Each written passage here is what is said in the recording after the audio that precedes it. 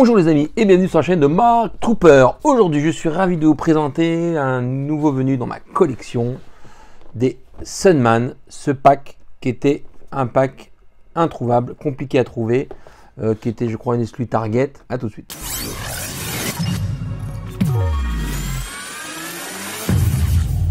J'ai hyper galéré parce qu'à la base j'avais commandé chez Target une première fois, commande perdue, j'ai recommandé chez Target, deuxième fois, annulé au bout d'un moment, donc j'ai jamais réussi à avoir ce pack. Il n'y a pas longtemps il est apparu sur Amazon et en réalité il vient d'Amazon DE, Allemagne. Donc je viens de le recevoir, ça m'a coûté dans les 70 € je crois avec les frais de port et je suis super content parce que c'est un pack avec 3 personnages exclusifs et ils sont hyper beaux. Je suis vraiment très content.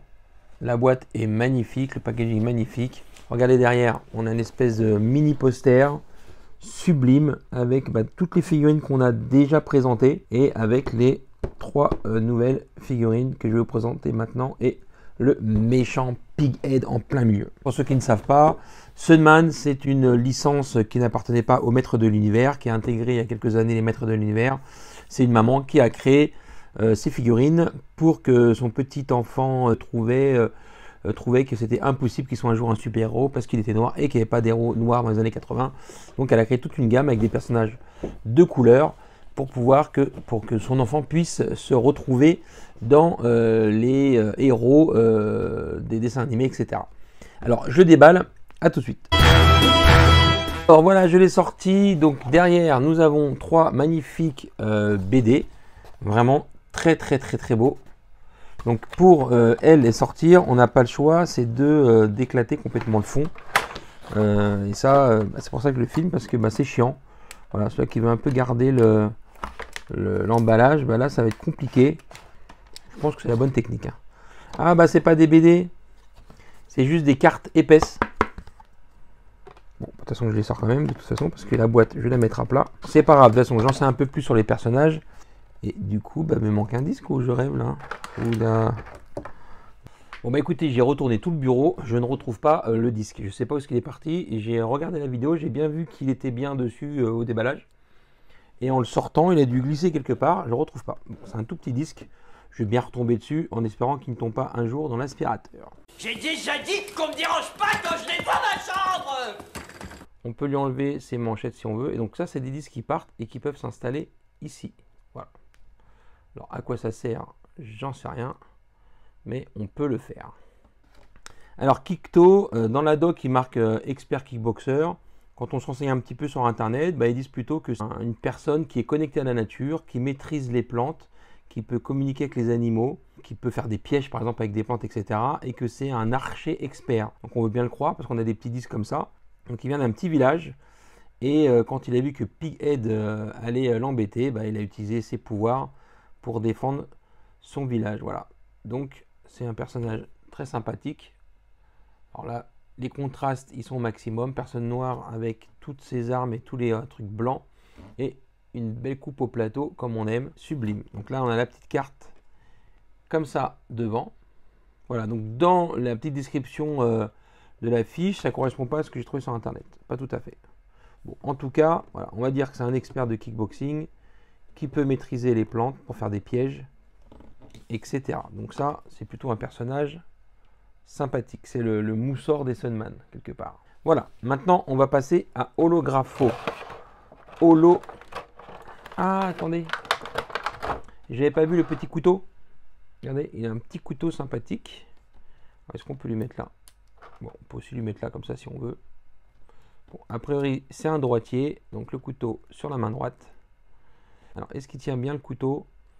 Ouais, encore, c'est un truc qui a été pensé.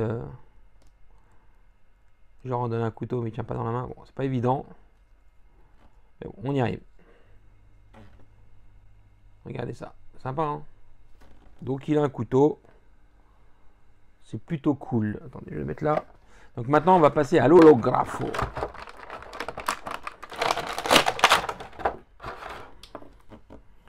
Donc, holographo. Il est originaire de Luminos. Son plastron holographique donc lui permet, donc je disais, de changer d'apparence, d'envoyer des simples images ou carrément de créer des scènes complexes. C'est-à-dire que quelqu'un pense qu'il est dans un autre environnement et il est complètement perdu. Voilà. C'est vraiment quelqu'un de très très puissant. Les couleurs sont très jolies, j'aime beaucoup. Bon, la garde de l'épée, elle a un petit peu vénère quand même, mais bon, au moins il est bien protégé. Toi, si j'arrive avec un cutter, je ne peux rien faire. Voilà, donc il a la capacité de changer son apparence. Donc son village d'où il vient, ils sont réputés pour la technologie de pointe et l'hologramme. Voilà, donc c'est vraiment le gars, c'est le spécialiste de l'hologramme. Et maintenant on va passer à Zapman. Alors lui, il est originaire d'une ville qui s'appelle Voltaris.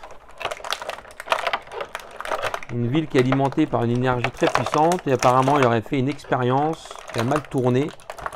Et l'énergie et lui ne font plus qu'un.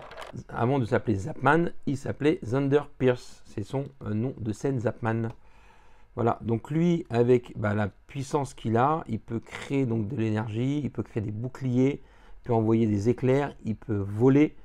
Voilà, il a pas mal de pouvoir. Il peut courir très très vite, un petit peu comme Johnny dans Supermind. Vous vous rappelez, hein, c'est ces années 80 où le gars il pouvait tirer des coups de foudre. Voilà, donc il a été envahi par l'énergie et il est ultra puissant. Et alors son casque est un peu chelou. Disons qu'il est un peu plus joli sur le dessin parce qu'il laisse plus apparaître le visage.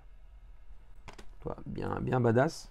Là, on voit plus grand chose sur son visage. C'est un peu dommage. Vous me direz ce que vous en pensez.